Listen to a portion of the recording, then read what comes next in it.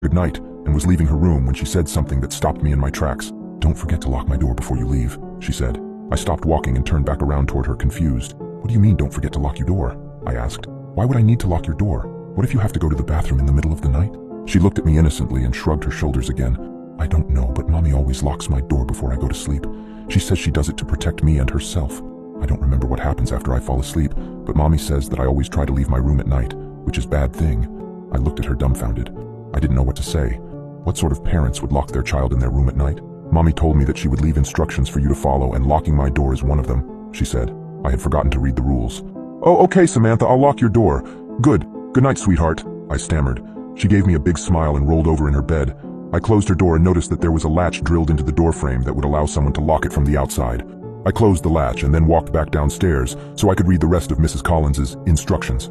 When I had first seen the pieces of paper, I was under the impression that they were just instructions that told me what shows Samantha is not allowed to watch or how to operate the surround sound. After I started reading them, though, I realized that I was wrong. I was completely and utterly wrong. I started reading, "Hello, Annie. I'm so glad that you agreed to stay the night and babysit Samantha for us. She's such an angel, and I'm sure that the both of you will get along very well. I know that our house might seem old and scary, but don't worry because nothing bad will happen to you as long as you follow some simple instructions. Firstly, Samantha needs to be in bed in her room with the door locked before 8 p.m. Do not open up her bedroom door after 8 p.m. I repeat, do not open Samantha's bedroom door after 8 p.m.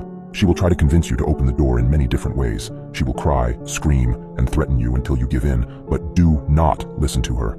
She can't hurt you as long as the door is closed." At this point, I was confused. Why would I leave her locked in there if she was screaming and crying to let her out? Something horribly wrong was going on here, but I continued reading. "Between 8:30 and 9:30 p.m., make sure you remain in the living room with the lights turned on. Around this time of night, you may hear scratching and growling coming from Samantha's room or from other parts of the house. These noises are nothing to worry about as long as you stay in the living room. Watch some TV to pass the time. We have a lot of movies to choose from. After 9:30, do not venture into any dark areas of the house.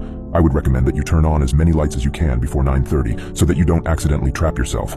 You might also happen to see a pair of yellow cat eyes looking at you through the darkness every once in a while. Do not stare at them for more than 30 seconds. These rules were getting more effed up by the second. I started sweating, my body feeling glued to the floor as I read over the strict but extremely terrifying rules that were put in place. Why had I agreed to take this job? At around 10 p.m., it might begin to sound like there are several people walking around in the basement downstairs. Do not worry, because as long as you stay out of the basement, they cannot get to you. I know it sounds unlikely, but around this time you will begin to feel an overwhelming urge to walk down into the basement. If this happens, go into the kitchen and drink a cold glass of milk. This usually helps.